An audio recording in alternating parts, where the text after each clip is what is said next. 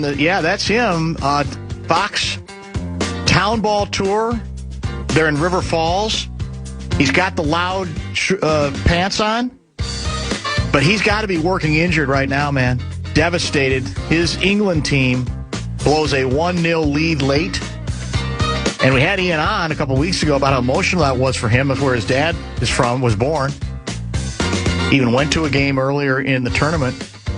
And so he's working wounded right now, is Ian Leonard. That is 100% true. If you have questions for our next guest, Russo Radio, please hit the Bradshaw and Bryant KFAN text line, 64686. That is indeed the way to get through to us there. Questions, observations, etc. Russo, I don't want to get you necessarily in the middle of an athletic controversy, but I am going to try to get you going a little bit here. This is from Alan in Afton, who's kind of a regular listener to the show. Mm-hmm. Dan, can you ask Russo about the Alec Lewis-Johnny Athletic feud? Remember? Is there a Johnny? Well, here's the background. I have not seen that. You may not know about this. He writes, a little while back, you asked Johnny about the attention Alec was getting for his Vikings poll, and his response was something like, quote, some of us are less prolific with higher quality, and some, like Alec, are volume shooters, end quote. I did hear that actually live. I think that is what he said. Since we have no completion of meaning on the field, we need a rivalry off the field in the athletic ranks. What do you think? I love them both. They're both incredible at what they do. Yeah. When you said rivalry, when you said controversy, I started worrying you were going to ask me like Diana Rossini or something. No. But that was like no comment. But no, they're both great at what they do. They're both prolific, volume shooters, quality, quantity, everything.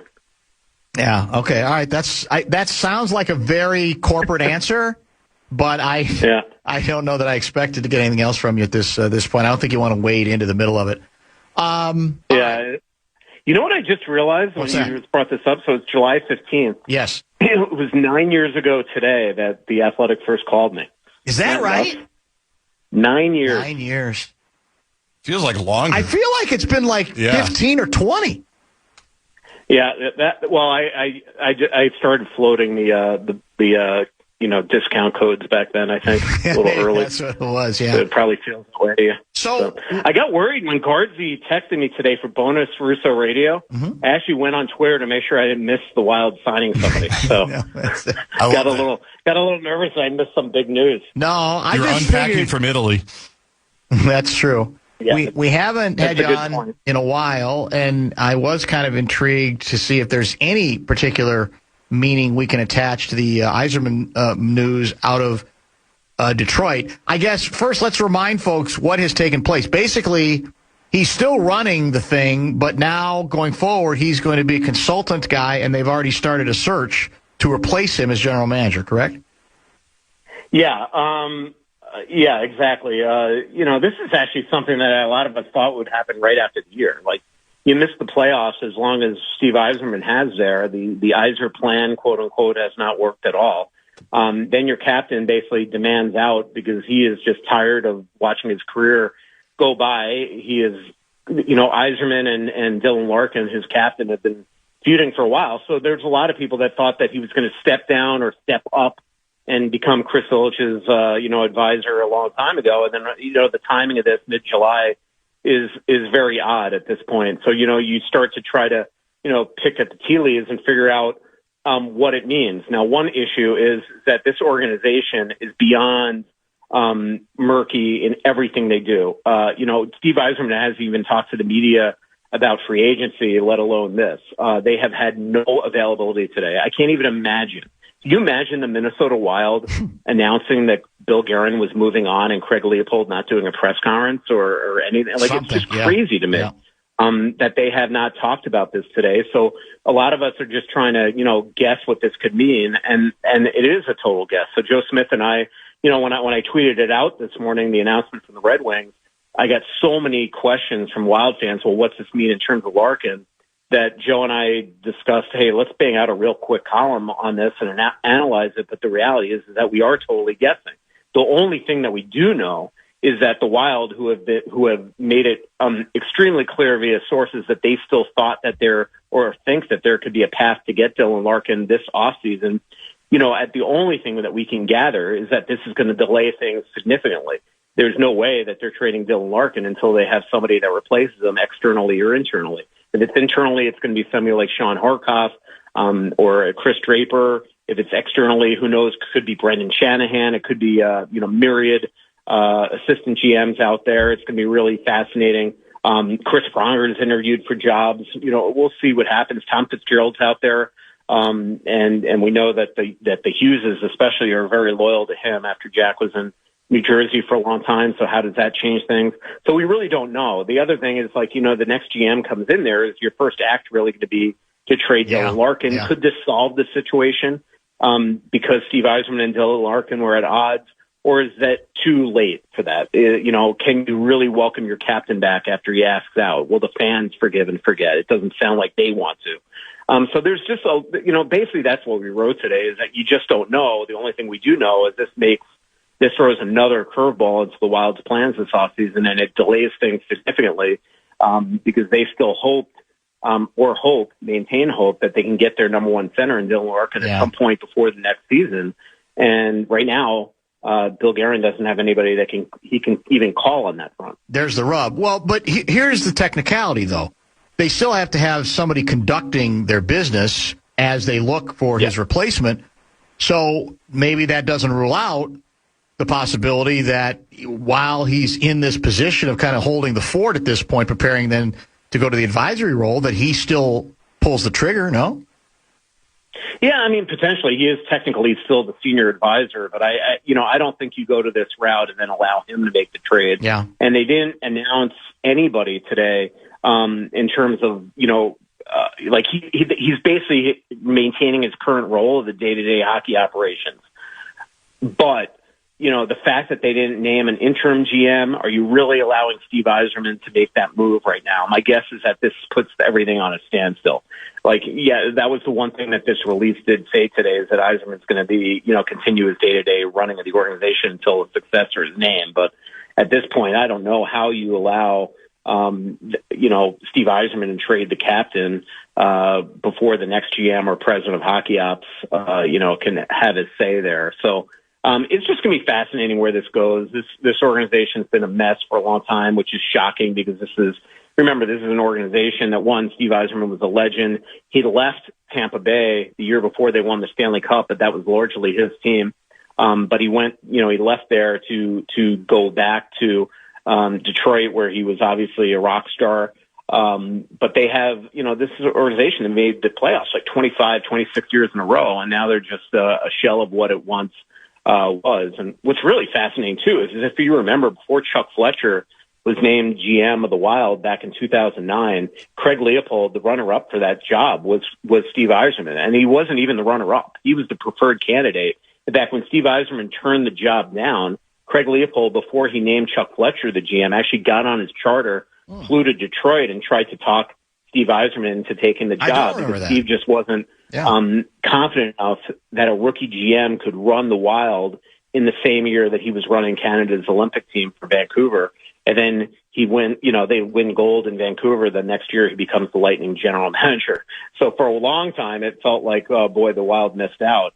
And now you look at his second opportunity as a GM, and it has just not gone well in Detroit. How popular is Larkin now? I mean, I'm wondering, I guess, if the average hockey fan there, you go, well, all bets, anything's possible now because we're frustrated with results. Is he still very popular in Detroit? Not after what he did this offseason. In fact, I talked to a media member there today, that's sort of an outgoing media member, but still extremely in the know. And he says the fans there have absolutely turned on Larkin. And I think it makes sense. I mean, look, you could, I obviously started this call with you saying that Larkin's watching his career gone by. But the other part of that, from a Red Wings perspective, is that he's been the captain throughout the majority of this run of not making the playoffs. And he's made the playoffs once in his career, and I think it was 5 games his rookie year. So, he has been a part of this core. And so I think a lot of fans are looking at a player that's, reaching his 30s and maybe, in a lot of ways, it's the way the Wild fans used to look at Mikko Koivu. A lot of times, the fact the Wild couldn't make that next step, they blamed on Mikko. And I think that a lot of people are saying, well, maybe it's time to rip the Band-Aid off Dylan Larkin. Yeah. So Larkin was an extremely popular player, but they had a lot of bright young kids. They obviously got a star in Lucas Raymond, a star in Mort Seider.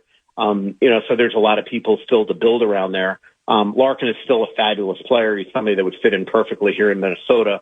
But I think that the fans there, after your captain wants out, after saying at the end of the year he wanted to continue to stay there, I think they're blaming him right now. So it's going to be hard to just, forgive and forget that. And so even if this, is Chris Ilitch's way of trying to, get Dylan Larkin to change his mind and stay there because no longer Steve Yzerman is sort of going to be running the show, I think it's still up in the air. But again, the fact that the owner hasn't talked to the media today, we're all just throwing, conjecture out there, and it's hard to say for sure what this means. So we don't really yet know how directly we could link this whole drama related to this one player, Larkin, stay or go, and what he has said about it, what Yzerman has said, with that being at the top of the dissatisfaction list that leads to the decision to move him aside, even though you're keeping him in the organization?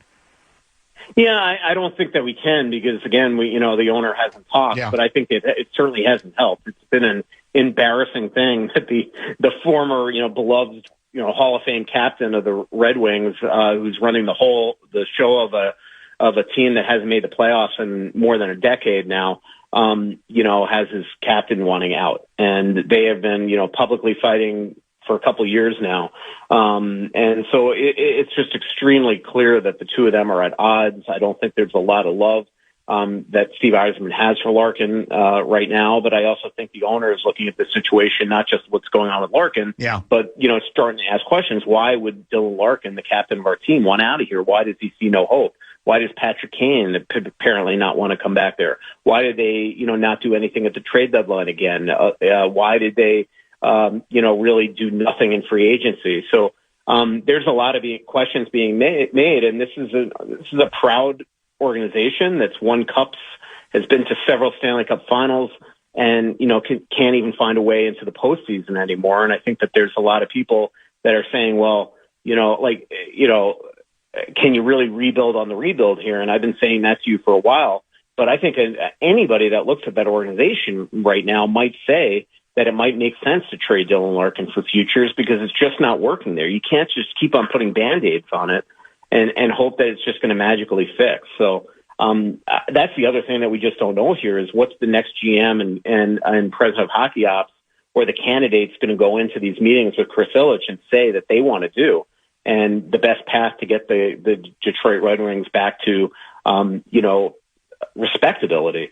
And so it's still up in the air on whether or not the Wild, even if the Wild were going to continue to offer futures, the next GM also might not be intrigued with what the Wild are offering because they've traded away so many of their good young prospects and so many picks lately. So I'm not blaming. I think I said to you this before I left for Europe that I'm not blaming Steve Yzerman for this. If I were Steve Yzerman and I had the captain of my team that's a bona fide star and I was being offered a first-round pick or 2 first-round picks and Danila Yurov, I don't think I'd do it either. There's, to me, got to be better offers out there. The problem that Steve Yzerman's having is that he has a captain here with a no-move clause that originally, at least, only said that he wanted to go to one of 3 teams. Well, Vegas isn't interested right now and can't make it work. Florida has no interest and can't make it work. And so that leaves the Wild, as we know, as the only team that is at the bidding table that Dylan Larkin would entertain. And because of that, I think Bill Guerin is being extremely, stubborn is the wrong word, but he's digging his feet into the ground here and saying, I am not changing my offer. This is what I'm offering because I also know that Dylan Larkin wants to play here. And I think that, when Steve Yzerman at least was running the show, Bill Guerin was just holding out hope in a game of chicken that at some point there was no way Steve Yzerman was going to let his captain go back to training camp. And that at some point he would just take the offer from the Wild because that's the only team that he wanted to play for. So we'll see where it goes. He still has the right to pick another team. There are other teams out there that can offer probably prettier packages. But at a minimum right now, I don't think the Wild can do anything imminently in terms of Dylan Larkin trade until somebody's running the show in Detroit. And right now it's not, even though Steve Yzerman still is the day-to-day operator, I just can't imagine they're going to let him make the trade. Well, the reactions here are interesting because 701 guy writes, what did Billy the Bully do to force Yzerman to step down? He's basically saying this is all part of the plot because they were at an impasse, and this is Billy's way of trying to force the action. That's an interesting theory. Yeah, hey, I could tell you that's not the case. Billy and Steve are extremely close, and there's a lot of respect between the two. But it is funny. Yeah, not bad at all. Russo, do you think a new No, that's not the one I was looking for. Russo, are you hearing any whispers yet about Wild streaming outlets for next season? And do we lose any more on-air broadcasters after losing Ryan Carter to WBL girls hockey? Well, first of all, they didn't lose Ryan Carter. I know this is going to shock, and I mean this with no disrespect, but being the White Bear Lakes girls hockey coach is not a full-time job.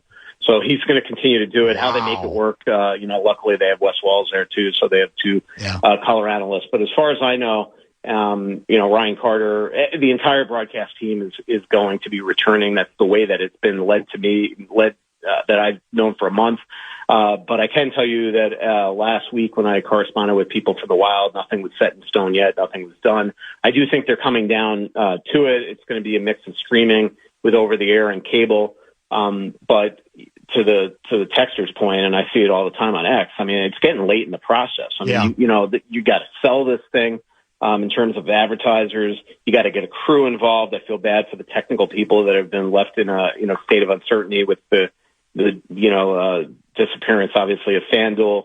And then you got to tell the fans how the heck they're going to watch the game. You got to convince them to buy streaming because, look, if it is on Amazon Prime, you're not going to just, if you're a Prime member, be able to turn on Prime and be able to watch the Wild game. You are going to have to subscribe to Wild games as well. So, so there's going to be sticker shock to people. They're going to have to, people are going to have to figure out a way to, watch the product. I know the Wild, though, want to have an over-the-air and cable component to it because they want to get as many eyes as humanly possible on their product. In a lot of ways, this is going to be better than FanDuel because, as much as FanDuel did a really good job, in my opinion, even though their app absolutely stunk, there's not a lot of people with their cable packages that could even get it or were willing to pay the high priority, the high, spending to get them on, in terms of Wild games. I forget what they call that.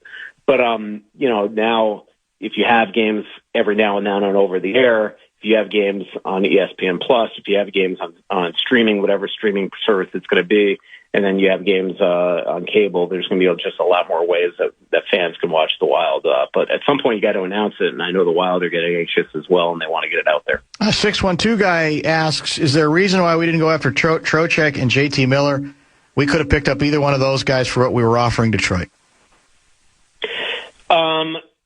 Yeah, because they want Dylan Larkin, and if they don't get Dylan Larkin, they want to get a higher end guy. I get why people are asking this. Mm-hmm. It's definitely, if they don't get a center, it's going to be certainly a reason to second guess, and because you're going to have to be more patient.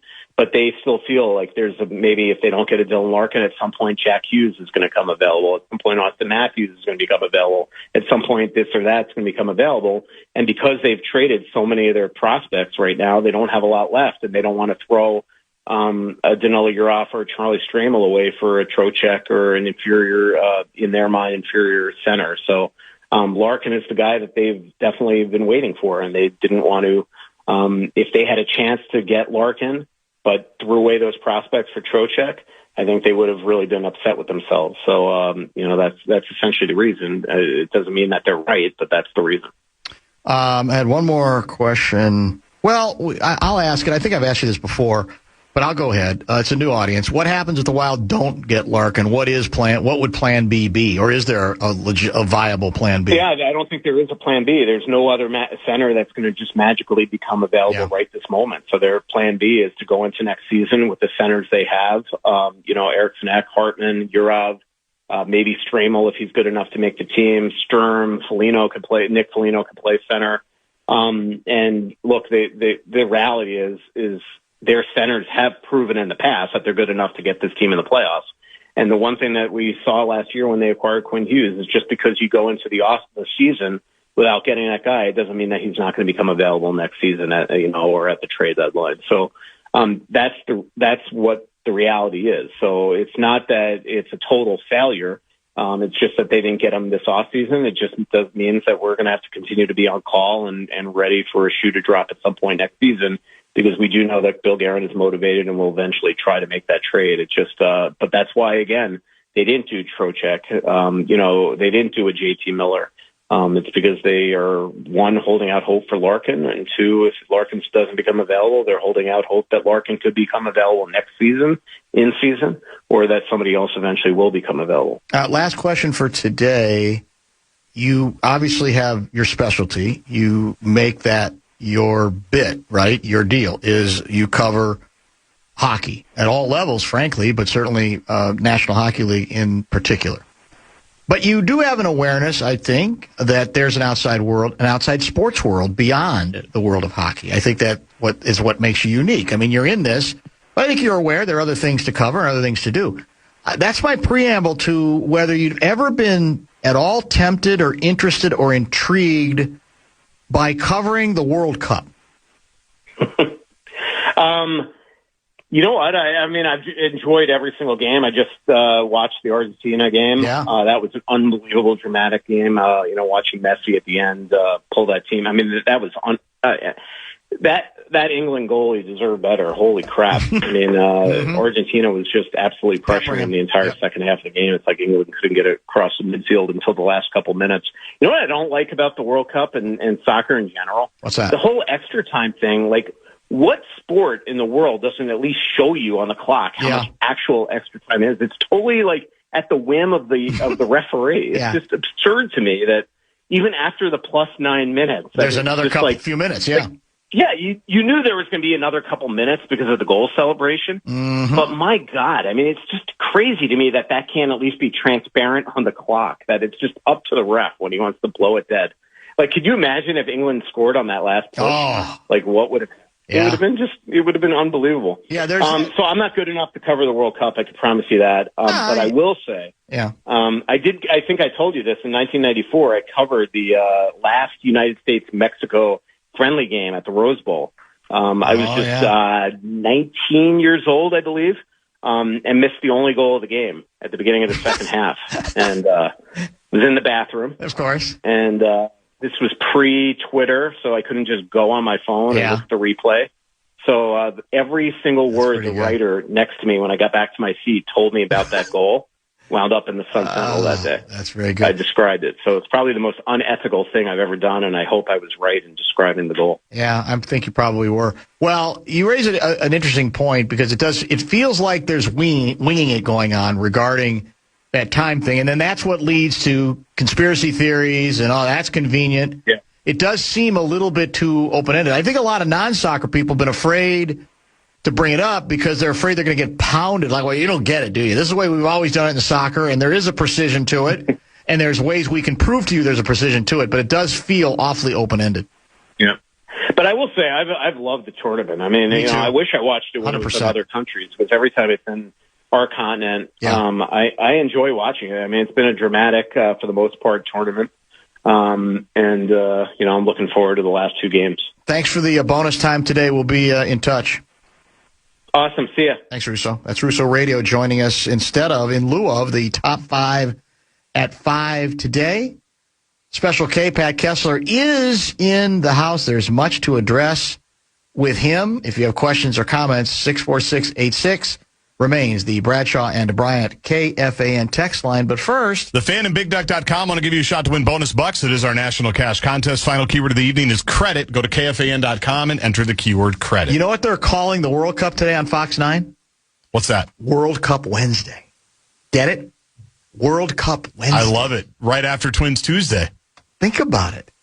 You're listening to Barrero on The Fan. From the 1-800-ASK-GARY Traffic Center. This report is sponsored by Dean's Home Services. The media would take a great look at the views of the people in Congress and find out, are they pro-America or anti-America?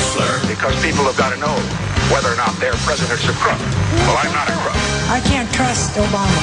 He's an Arab. Pat Kessler. Tear down this wall. I did nothing wrong at the Minneapolis airport. Senator, you're no Jack Kennedy. Pat Kessler. And now, to help Dan break down all the tough questions in politics. I traveled all the way to Wisconsin. Political Wonk.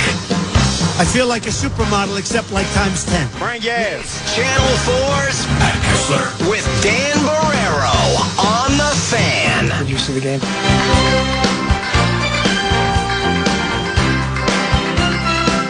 A cornucopia of texts already coming in for our next guest, Pat Kessler, who is in studio. But before we get to any of those, are you aware of whose birthday it is today?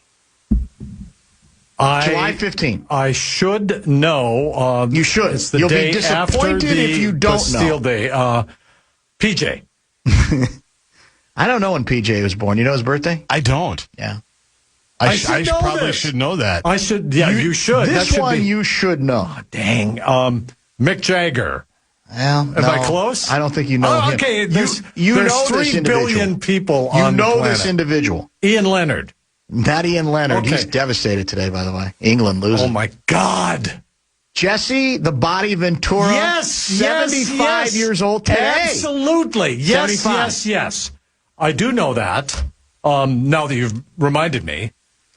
I think we celebrated that all the time. I don't think you did.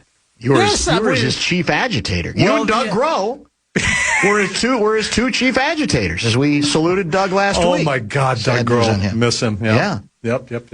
75. In fact, his name came up earlier because we were talking about the history between Argentina and England having to do with the Falklands War. And that somebody brought to our attention that we, during the Civil War, won a Virginia flag of some sort. Yes, and that Jesse, that during his administration, Virginia tried to get it back, and he basically said, "Why? We won. We're not giving it back." Do you have any recollection of any of that controversy? That was a really cool thing that he did.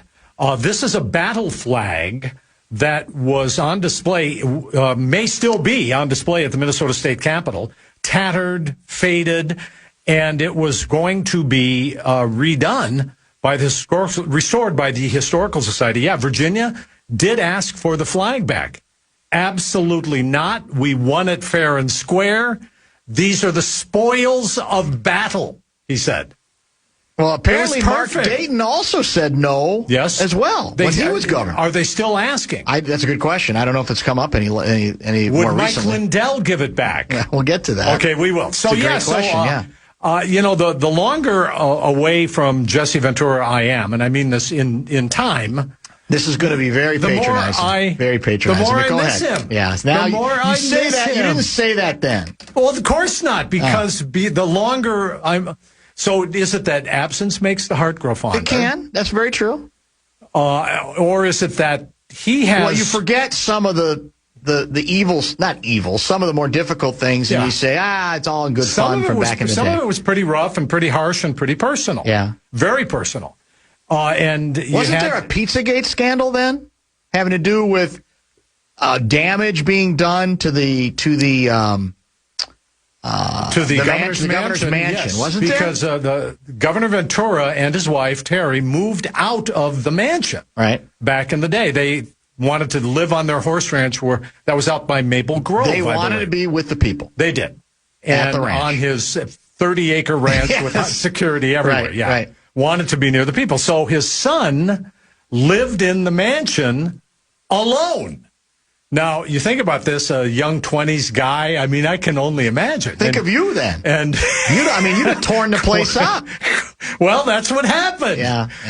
Where it had a complete staff, it had chef, it had security, it had what we would call a butler, a kind of a maitre d' of the house, all of that.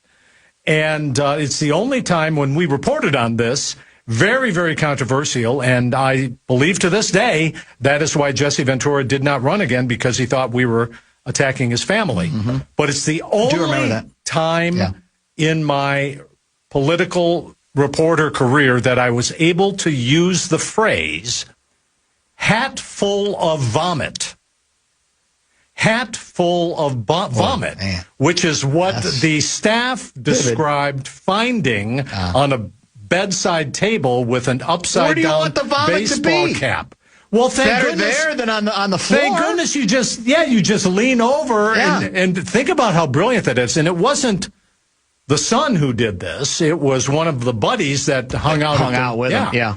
So think about the resourcefulness you would have. Like, oh my God, I'm gonna have to go. And then you think, here's my baseball cap. Here's my Twins cap, and you turn it upside down. There you go. They've asked for the flag back on a bi-yearly basis. We've said no every time since Ventura, according to one of our sources, 763 guy. Mm-hmm. In addition, this is from Clayton out of Rochester. Dan, I think I recently saw Kessie cruising on Bob Dylan's Highway 61. The Jeep was maroon and gold. Doors were off. His tarp was off. It had a row the boat spare tire cover, a dashboard filled with ducks, a license plate that read +1, and my garden vegetables are bigger than yours bumper sticker. Can you confirm any or all of that? That is brilliant. Yeah, that's pretty good. Brilliant. Now, the one thing missing, and it's the one thing that we do put on our car every game day, we have one of those gopher flags? We'd have two of them. We don't have one. We have two. A little more expensive, but well worth it. And so you put them on the passenger side, both sides, and boom, you go. And people, honk at you, and, it's pretty good. All right, more housekeeping. Yes. Tell Pat thanks for the kind words and great review he gave my son Brady for fixing his pontoon recently. Oh. Keep up the great work as longtime fan of the show. What's that all about? What's Pontoon Gate? Well, is there a story? Is there a backstory here? Well, I may have dropped beer bottles through the top of... You may have. Of the canvas top. Because as you know, as you probably have seen if you follow me on Twitter, I tweet sometimes about your pontoon. About the pontoon, and I'm quite the seaman. What does that mean? And so... Nothing.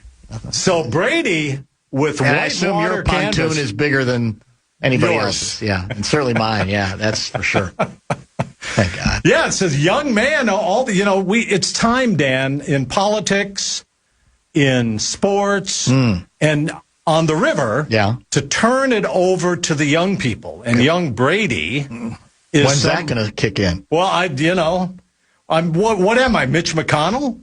I mean, come on. You saw the quote, didn't you, from, was it your guy Mitt Romney? I don't even know if anyone was asking if he was going to run, but he basically said, I'm not going to run. I don't think anybody should be, if you're 80 years old or above, you should move on with whatever else you want to do in your life. Does that include me? That's a good question. I don't know if he meant saw that specifically. and my first reaction to that was, oh, man, that's too bad because Mitt Romney would be great. So, let me just finish that. Young Brady, in Lake City, he worked his magic. Like in The Godfather, I said, use all of your skills to make this look better. You probably threatened him. That's knowing you. You're saying, hey, better get this right or else. Just a young guy running a business out of Whitewater Rapids in Lake City. So, thank you for that, sir. I appreciate that. From other 218 guy, wasn't it Stu Peters from Red Wing that scammed his way into the mansion? I'm trying. I don't remember that. Yeah, there was another story. There was someone else who portrayed himself. He was a con man. Oh. And that's, quotes, allegedly, someone who very allegedly. Someone who had talked his way into the mansion and was trying to get people to invest. So, I mean, there is security in the governor's residence, as absolutely. Does anybody live in the mansion now? Somebody named Tim Walls. For some reason, I had in my head that he moved out, too. He did. They remodeled it, right? Is that what it was? He lived at East Cliff, at the University of Minnesota president, and then moved back in. And so, he and his family both lived there. A lot of people wanted to move out. Rudy Perpich, back in the day, wanted to move out of the mansion. And because he was getting criticism for it, because of repairs that he wanted to do on it, and it cost money to do it. And so he threatened to sell it and give the money to the homeless. So there you go. You do remember that? I remember all this. And Mark Dayton was about as open a governor as I've ever seen. Most of the time. There are times where you hammered him on some other things. Oh, my God. But he allowed us to go. We went in the first time he went for coffee, went over there. He's still alive, isn't he? He is. Yeah. Where does he live? Do we know? Minneapolis. He does live local? Yeah. Okay. So he said, go wherever you want in the mansion. Just any look. Right. I went in the bedroom, I went into the bathroom, opened the medicine what the hell's cabinet. that all about? That seems kind of like you're snooping. No, just do whatever. Whatever. Well, yeah. Yeah, that was the idea. Duh, idiot. What are you looking for? Anything interesting. Yeah. So I go up to the attic. Smoking gun. Go up to the attic, and he has fine art stacked up in the attic because he hadn't quite moved in yet. Ah. And I'm talking the Mona Lisa? Alexander Calder, Renoir. Oh. Well, Rembrandt. You would know all these from the art history class that I later took. Yeah, exactly. God, you are such... What a Richard. Well, it wrote itself. I mean, you're the one that said you were going to take it. We didn't ask you to say that to DeRusha and Heather Brown. What if I did? On the Channel 4 News. Yeah, but what if I did? In your 50th tribute to yourself. No, we didn't ask you. Apologize what if for I did? it. I'm not apologizing. It seemed like a humble flex of some sort. You were the one that said you were going to take it. I'm such a Renaissance man. We didn't bring it up. All right, so here's the thing. So when he's running for governor, he was running out of money. So he sold, I think, one of his Rembrandts to help finance. Governor Dayton did finance his campaign for governor. I thought Governor Dayton had all the money in the world.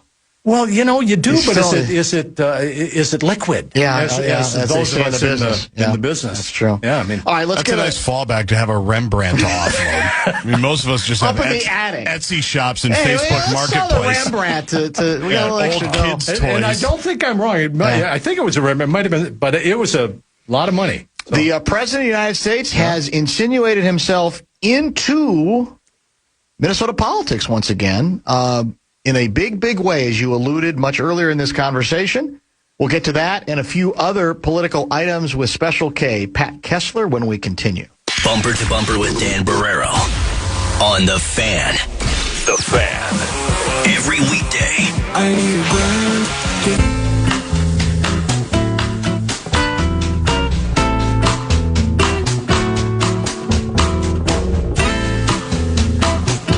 I would also like to take some art history courses and then work around the house, fix up the cabin like everybody else, take out the pontoon. We didn't worm that out of you. You volunteered it. Well, I think that I've kind of checked almost every box.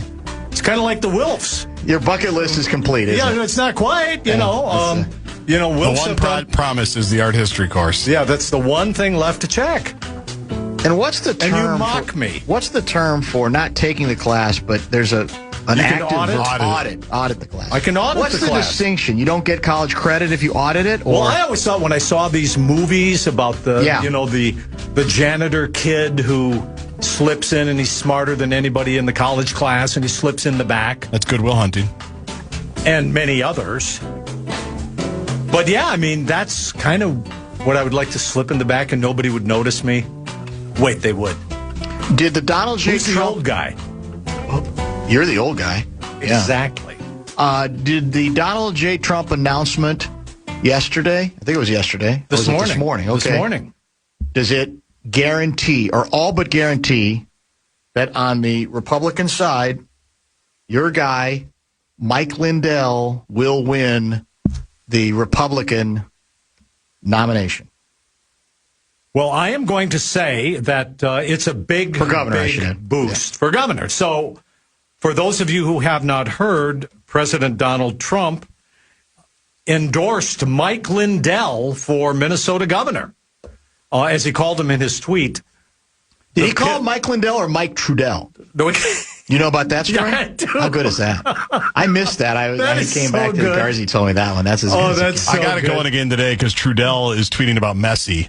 Okay, and again, he's a great soccer fan, so I just tweeted out, "My pillow guy weighs in on the World Cup." And the responses on and offline are pretty good. Oh, my goodness. And then, it's My Pillow Guy. We all know and love him as My Pillow Guy. How many of his pillows do you have at home? You and Freaky?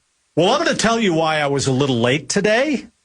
Because I know you probably noticed, right, Guardsy? You noticed later than usual. Yes, usually you're here about 3:15.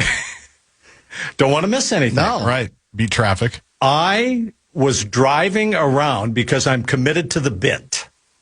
And I drove to 3 different locations to try to find a MyPillow. Oh, I thought the soccer match. Could not Where they were find. showing No, it. I was listening on the radio, you know. Could not find a MyPillow. Seriously? Seriously. Well, where did you look? Did you look at places? First I go online just to see, I could drive out to the headquarters in Shakopee, which is what I should have done. You should have. Go to the MyPillow really headquarters. Yeah, I know. So apparently I'm only 75% committed to the bid. I should have gone to Shakopee, got a pillow, brought it back. No, I looked it up online. I went to a couple of Walmarts, went to Kohl's. Nobody has it. Or maybe they're sold out. Well, that's what I was going to say. Maybe they're so popular. Yeah, they're so popular. So, for those of you who haven't heard... Are they known as being firm pillows, soft pillows, somewhere... Or do they have all the various firmnesses? You can get whatever you want. Okay. So, I gifted Guardsy one of my treasures, and I asked him today if he could bring it in. He says he doesn't know where it is. What's that? It's a book signed by Mike Lindell, whom I met... You brought it in? Yes, I did. And he grabbed it? No, I gave it to him. I gifted it to him. That was at the State Fair, as you were alluding to earlier. I gave him this book. That's where I met Mike Lindell. That's where I lost myself in his eyes. He was selling books and signing them and all that stuff. And where my beautiful wife and I bought our first MyPillows. Oh, I think I remember that. And carried them around the fair. I think I don't know. Why did we do that? You know you still use them? You love the fair. You know how people carry around their big stuffed animals that they win, and it's 95 degrees, and they're carrying. And I'm thinking, oh my God, quite a burden. So we're pretty far afield. But for our listeners who do not know, your president Donald J. Trump has endorsed Mike Lindell for governor of Minnesota in the Republican primary, which is on August 11th, and it has set off hair afire all through the Minnesota Republican Party. By the way, he calls him not Pillow Guy, MyPillow Guy. He calls him Mike Lindell, the Pillow Man. Yeah, he got that wrong. Pillow Man is running to be governor, replacing one of the worst and most incompetent governors, yada, yada, yada. Mike will be spectacular. Here's the next line. Mike truly loves Minnesota, as do I. So apparently President Trump does love Minnesota, despite what he has put Minnesota through for the last 6 months to a year. So how does this affect the race? I think it gives him a huge boost, and Republicans have to figure out a way, because if he wins this primary, I think the polling indicates that he would lose to Amy Klobuchar by 20 points. But among Republicans right now in a primary, in a sleepy summer when it's 90 degrees and we're all at the lake, people don't turn out for an election, he's got a shot.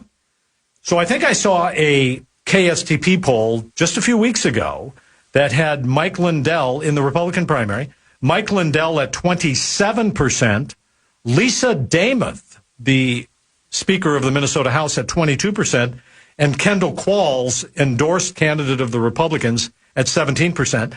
I think, as Mike Lindell has indicated, and it might happen, he could jump by 5 to 10 points just by this endorsement. And President Trump is very successful. 97% of Trump endorsements are successful, and his candidate ends up winning. Here is the big problem. Mike Lindell, I think you could say, is a flawed candidate. You do? You think so? And by flawed, I mean... on quite a limb there. By flawed... Well, he's personable and interesting and charming when you meet him. I told you, I saw him at a Wolves game. Okay, so... He minded his own business. Yeah, I mean, the guy, you know... But here's the deal. He is the number one advocate of the false allegations of a rigged election, and he has lost millions of dollars and perhaps most of his MyPillow business trying to purporting that Donald Trump won the 2020 election, and he will not let it go. He's being sued by Dominion, I believe, and he's alleging that people from other countries have infiltrated the voting machines, all of this stuff. And it's really difficult because now this puts all of the Republican candidates in a position where, well, do you believe the election was rigged?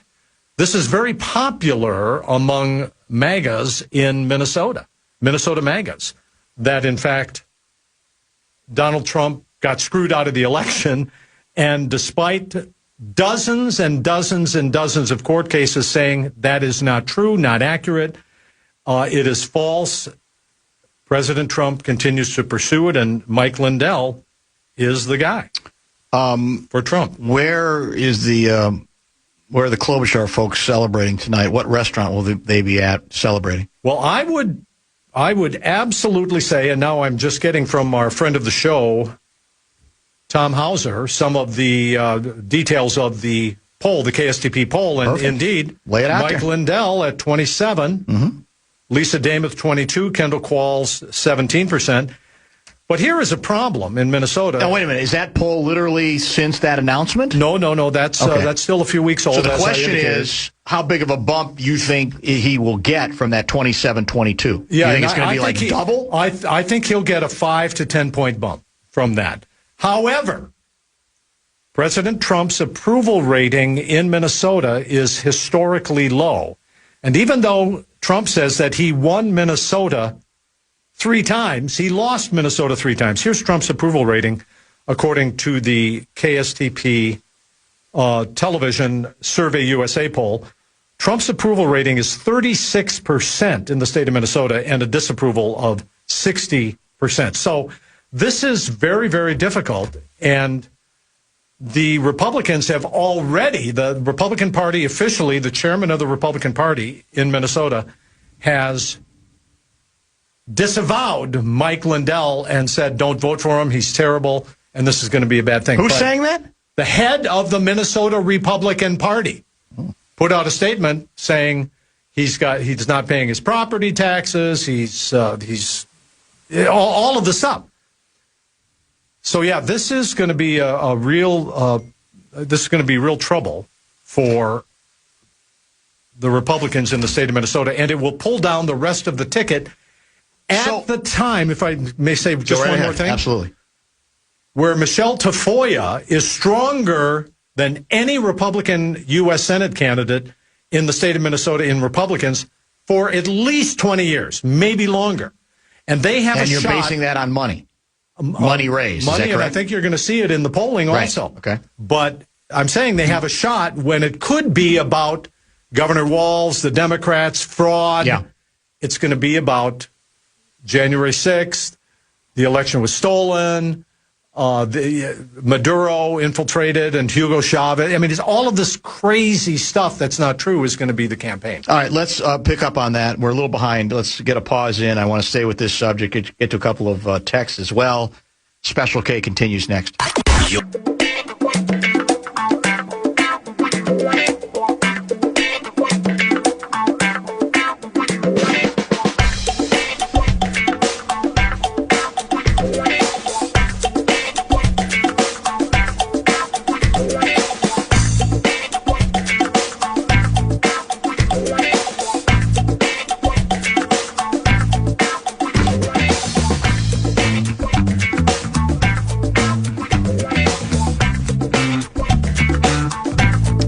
Kessler is back with us. I had, is it fair to say that there's every reason to believe, and I don't know if we have polls this specialized yet, that outstate,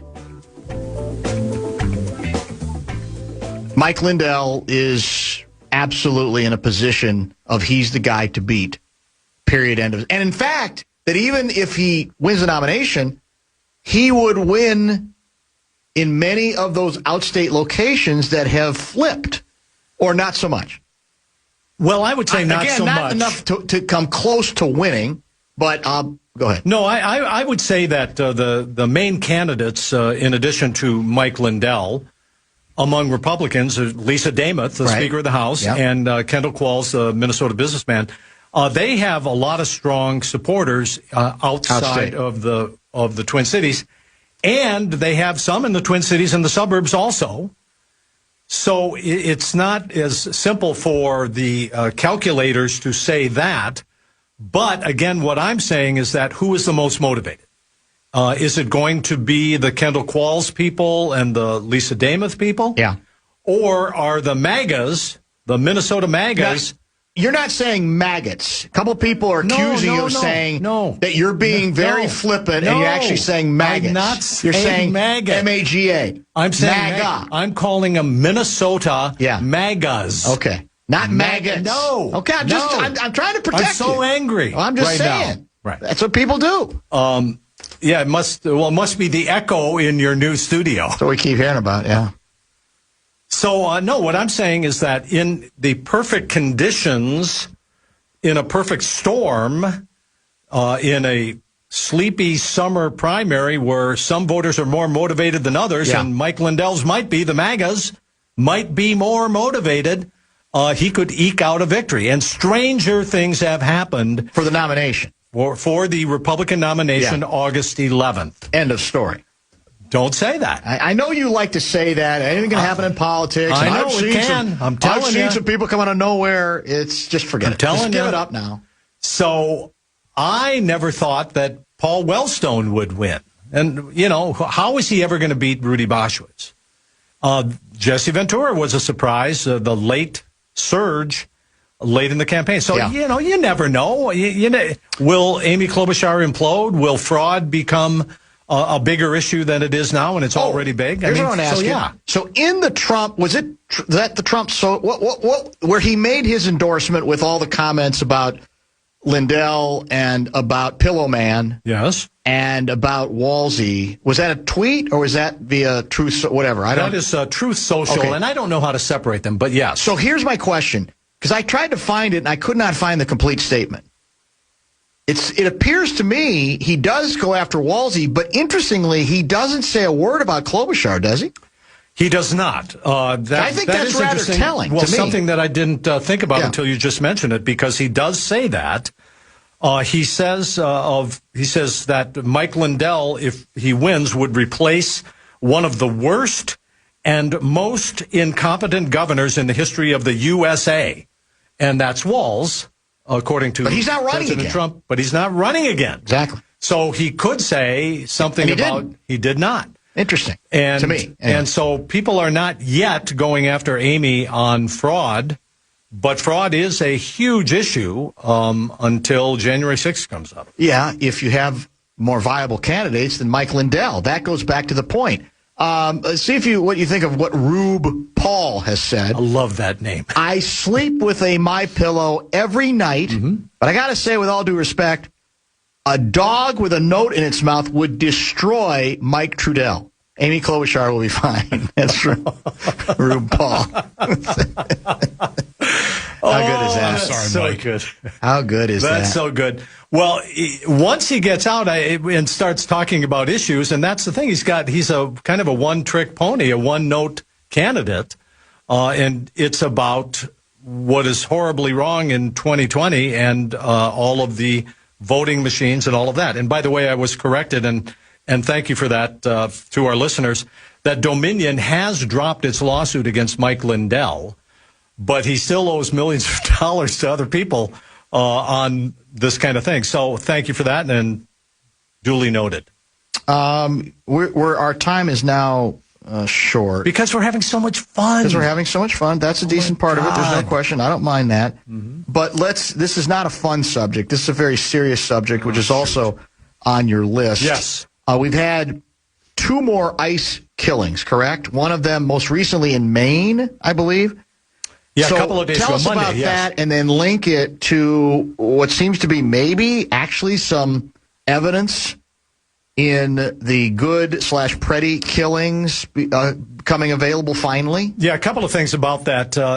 Terribly, again, there were 2 shootings, one in Texas, fatal shooting, and one in Maine a couple of days ago, in which they stopped a car, the ICE agents, And we don't know exactly what ensued, but they ended up shooting and killing an immigrant in Maine. Someone who was here legally, someone who had a work permit, a partner and a child, and held down 2 jobs to make ends meet.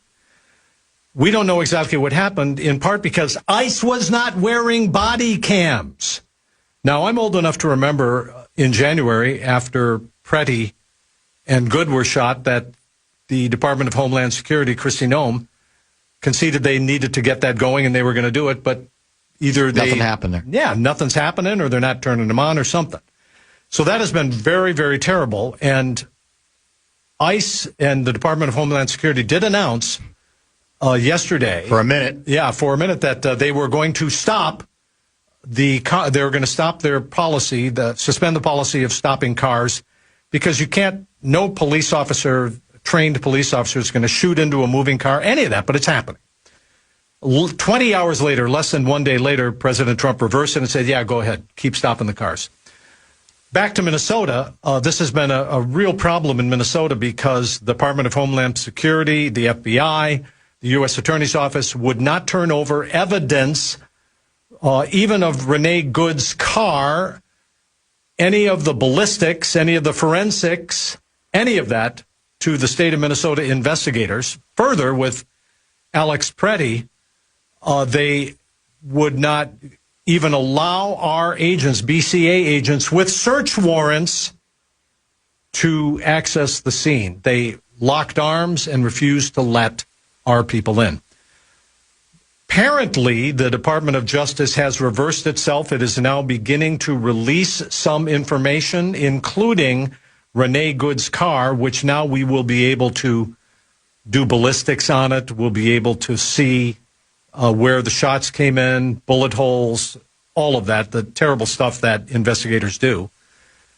And the Hennepin County Attorney's Office and investigators are going to take a look at it, BCA, and see if charges can be filed against the man and the men who shot both of these people, Alex Pretty and Renee Good. So it is something that I think is a positive development. However, the attorney for Renee Good says that even in a meeting with the U.S. Attorney, Daniel Rosen, here in Minnesota, he refused to acknowledge that they turned over the evidence, which is weird. You have 1 minute to answer this question. Yes. Hold on, let me scroll it down. Right when I ask, as always, or about to, it moves on me. Does Kessie have any sources around Minnesota MAGAs still caring about stolen elections, J6, and all the other nonsense Lindell is still crying about? I'm a long-suffering conservative in Minnesota. I cannot believe idiots are still talking about this crap. I've never been on that bandwagon, but time to move on if these delusional, quote-unquote, conservatives think they have any shot in Minnesota or the nation as a whole. Well, I tend to agree with him politically that, in fact, it's not a winning ticket if that is going to be your main platform running for governor of the state of Minnesota, for example. But the problem is that President Trump believes it. Mm-hmm. And I think he's at a point now where, despite all of the evidence, confirm again tomorrow night? Tomorrow night he's giving an address to the nation in which he reportedly is going to include a lot of the quote-unquote new evidence that he's found that will prove that 2020 was stolen from him. Also, that 2 senators in Georgia, Ralph Warnock and John Ossoff, were illegitimately elected by fraud. And I think we are approaching Captain Queeg moments here, and it's leaving me very unsettled. Look it up, kids. I beat you to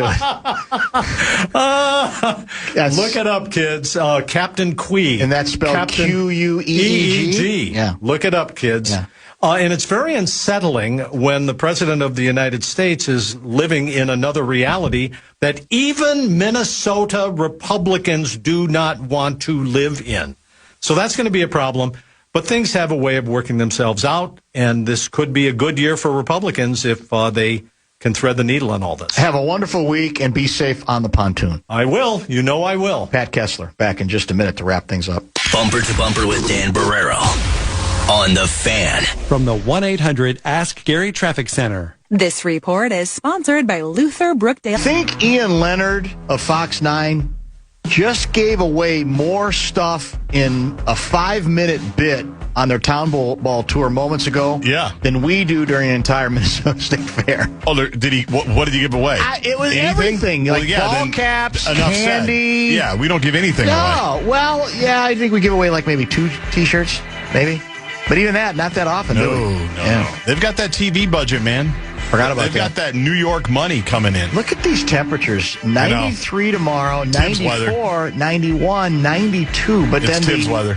Extreme heat warning ends after Friday, allegedly. And then in 80s for next week. That's not bad. Very satisfying program today, I think. A lot of good World Cup fodder and conversation and even coverage early, live listen-in as England gets beat late. By who else? Magical, Messi, and Argentina. Also want to thank Minnesota Timberwolves president of basketball operations, Tim Conley, a huge soccer guy who nevertheless, somewhat distracted during the interview, I think focused enough to give us some good answers on a number of fronts regarding the LaMelo Ball move, Anthony Edwards' impact, etc. That was between 3:30-ish and about 3:52 or so. In addition, some bonus Russo radio on the implications of the Yzerman move from out of the general manager's chair with the Detroit Red Wings in terms of the Dylan Larkin trade. That was at 5, and then Special K, Pat Kessler, on a bunch of different things. I liked how Tim Conley also mentioned that the Wolves were playing a summer league game. Yeah. That's true. While the World Cup match was on and while he was on with you, I like how he threw that in. We've also got a Summer League game that I'm kind of keeping an eye on. Tomorrow, we didn't even get to, and I had it on the list.